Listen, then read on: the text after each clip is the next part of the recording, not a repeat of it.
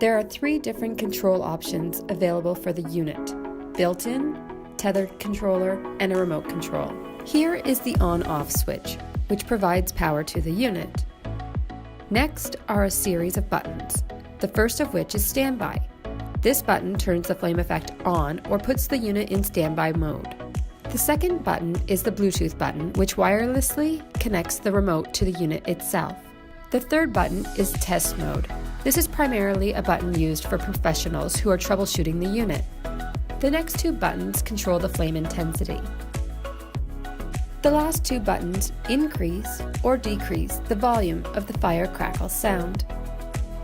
The remote, which is shown here, and the tethered controller work a little bit differently. The standby button works the same as on the unit itself.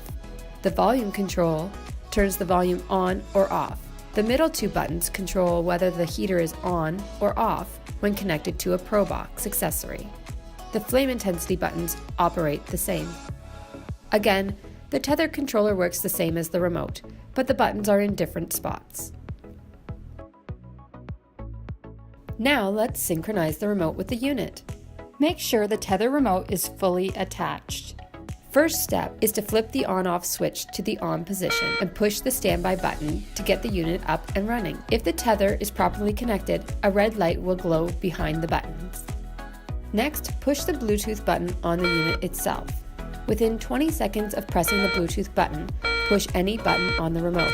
If the synchronization was successful, the unit will blink 5 times and the unit will go into standby. As you can see, the unit is now synchronized with the remote control. Thanks for watching.